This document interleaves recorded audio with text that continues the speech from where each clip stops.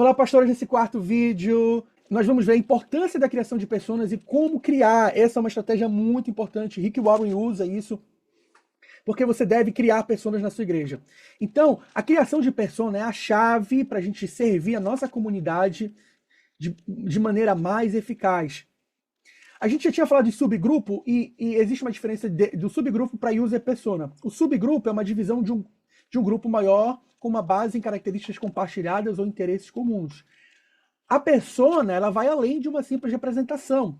Ela é uma representação semifictícia, detalhada. Você vai ver várias coisas que a gente vai detalhar quando a gente pegar um case de uma pessoa bastante comum na igreja. E ela é baseada em comportamentos, medos, desafios, aspirações, necessidades emocionais, espirituais, bem como hábitos, até hábitos de consumo. Então, ela vai nos ajudar a gente entender esse público em nível mais profundo e também fazer com que nós tenhamos uma comunicação mais direcional e ter mais ações personalizadas. Então, leve-se isso a sério, pastor. Se você for ver até lá no livro Uma Vida com Propósito, página 150, o Rick ele cria uma persona para a igreja dele, chama até de Sadilek Sun. Então, naquele caso, lá, ele criou uma persona para os descrentes, das pessoas que moravam no bairro dele. Então, ele identificou como era o trabalho, o que eles pensavam, o que eles imaginavam, a cultura deles, o que eles valorizavam. Isso é muito interessante. Até bem interessante lá no livro, ele comenta algo que existia um preconceito das pessoas ali daquela região, especificamente pela nomenclatura batista, denominação. Então, diante disso, ele não quis ver que um nome super tradicional, conceituado, fosse um empecilho para aquelas pessoas conhecerem a igreja dele. Rick Warren, naquela época, era conveniado da igreja batista, e ele tirou. Então, isso era um bloqueio. Então, olha a sacada dele. Por isso que, então, conhecendo as pessoas da sua igreja e do seu bairro, isso vai dar altos insights para você trabalhar e alcançar melhor eles. Então, a Nike e a Red Bull, eles não saem a doideira fazendo produtos ou propaganda, eles sabem um público específico deles, e você vai ver que a propaganda deles é focada naquilo, eles levam a sério. E a gente deve esquecer aquela mentalidade de uma igreja alcançar todo mundo, todas as pessoas da cidade, que via de regra não é isso a realidade. E você vai ver o que eu vi lá em Los Angeles, quando você lá em Los Angeles tem várias igrejas do mundo lá, tem igreja lá, e inclusive a igreja do David Jong-Shu, mas quando eu cheguei lá na igreja do David Jong-Shu, você percebe nitidamente que o foco deles é coreano. Não tem americano lá na igreja deles, só descendente. O culto é em coreano. Então, lá naquela cidade existem milhares de coreanos em Los Angeles morando, e aquela igreja do David Jong-Shu foca aí nos coreanos. Então, assim, ela tem um alcance alto com os coreanos. Então, isso é essencial para a gente aplicar e melhorar a nossa efetividade na nossa comunidade como membresia. Então, benefícios da persona: a gente tem um planejamento melhor, uma tomada de decisão e uma eficácia de comunicação. Então, por exemplo, a gente vai estar tomando uma decisão do ministério e a gente olha aquelas pessoas que tem mais na nossa igreja ou no nosso bairro e a gente consegue tomar decisões melhores. O Craig Rochelle, até comentamos isso, quando ele vai ministrar, ele olha para ver se a pregação dele faz sentido para diferentes públicos. Melhora o envolvimento, o discipulado, porque ao conhecer melhor as pessoas principais da nossa igreja, é possível a gente criar um discipulado de forma mais personalizada, atendendo às diferentes fases da caminhada cristã e desafios de que cada grupo enfrenta, aumentando ainda mais o engajamento na igreja. Isso é uma chave: engajamento na igreja e crescimento espiritual. Facilita a personalização de ministério, permite que desenvolvemos ministérios e atividades de maneira mais personalizadas, pequenos grupos focados ali em idosos que estão sozinhos, mães solteiras, programas com jovens. Então, é importante a gente perguntar como é que nós começamos, como avaliamos aquele grupo, aquelas pessoas que mais a nossa igreja tem atraído. Então, é importante a gente identificar esses motivos.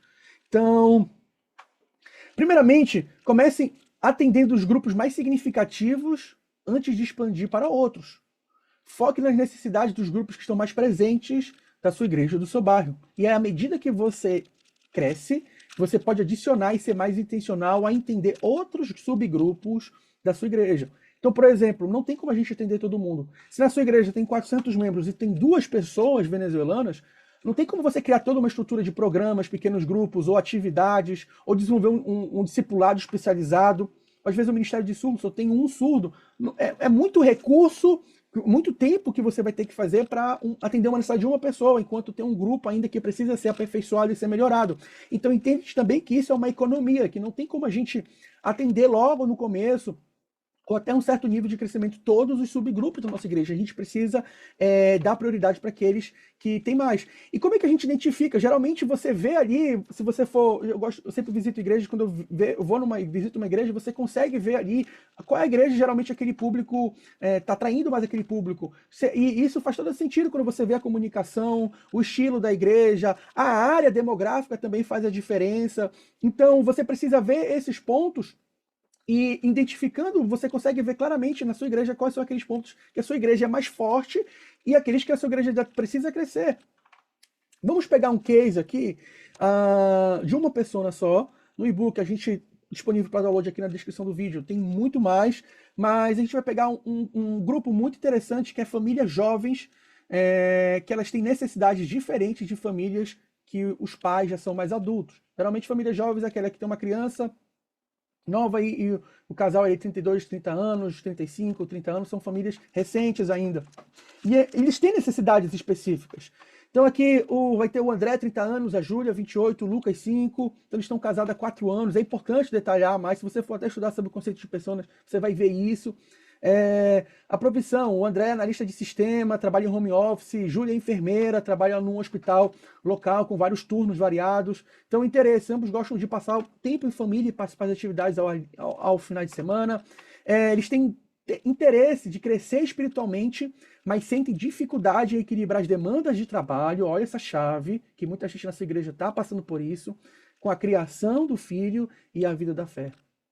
André e Júlia participam de uma igreja há 3 anos, eles frequentam regularmente os cultos de domingo, mas sentem que precisam se envolver mais profundamente em um pequeno grupo, especialmente para criar comunidade com outras famílias. Eles valorizam o ministério infantil. Você já vê que a necessidade que eles sentem, e agora o que eles valorizam?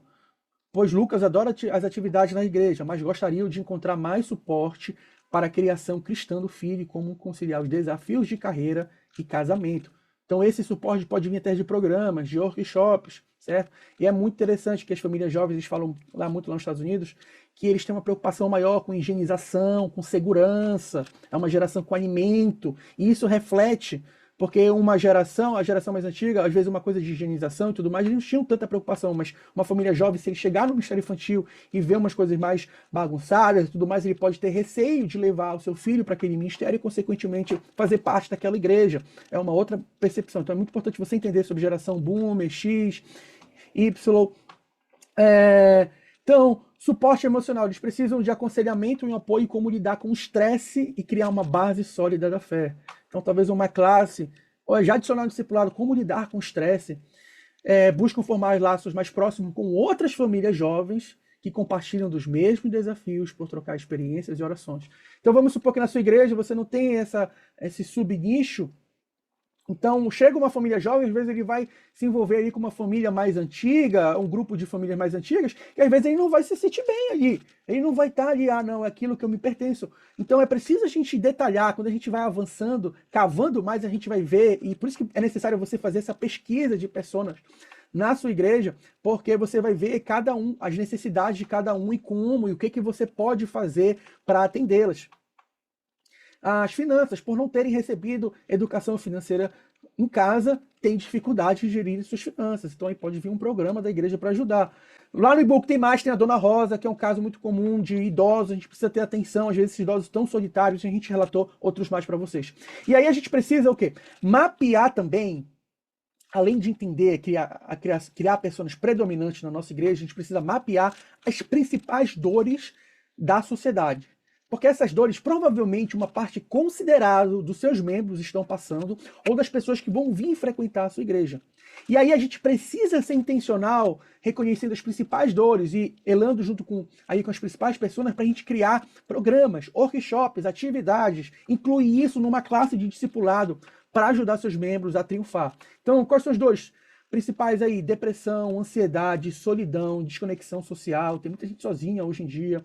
Estresse crônico, ou burnout, ou exaustão do trabalho, falta de propósito, conflitos familiares, vícios e dependências, desemprego e precariedade no trabalho, medo do futuro, como é que a gente lida com medo no futuro e incertezas, problemas de relacionamento e finanças. Lembrando que o finanças é o grande calcanhar daquele dos casamentos, problemas emocionais. Por isso que a gente precisa, sim, ser intencional em programas financeiros, já no discipulado, na sua escola de líderes. Então a gente identifica esses problemas que provavelmente as pessoas vão passar, mas como lidar com essa situação? E quando, às vezes, uma pregação, ela faz efeito sim, mas quando a gente tem um programa, algo mais consistente, que a gente consegue trabalhar mais a longo prazo, principalmente, por exemplo, em área de finanças, você consegue ter resultados muito mais duradouros.